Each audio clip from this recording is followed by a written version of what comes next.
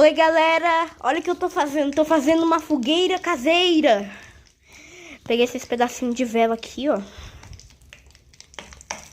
Ai! Foi quase. Ó, pega esses pedacinhos aqui, ó. E taca ali dentro, entendeu? Acabei de fazer uma fogueira caseira. Com minha avó. Fala oi, vó. Oi. Ela tá de camisa verde, não tá de camisa cinza, não. Quer dizer, marrom.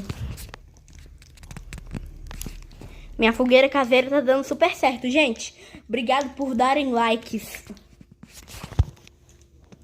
Sobrou mais uma pecinha, ó. Aí tá aqui. Galerinha do céu, olha o tamanho dessa fogueira. Alguém traz o carvão e a carne pra gente fazer um churrasco? O que vocês acham? Né, vó? Né? Pois é. E hoje foi isso, gente. Beijos. Até amanhã e tchau. Olha essa fogueira que linda, gente. Eita, porra.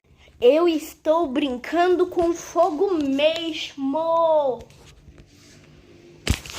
Onde? Aqui, ó, agora dá pra ver que ela tá de camisa verde. Mas é um pouco mais claro. Não, escuro, né? Uhum. E é isso, essa foi nossa fogueira caseira. Beijos, tchau.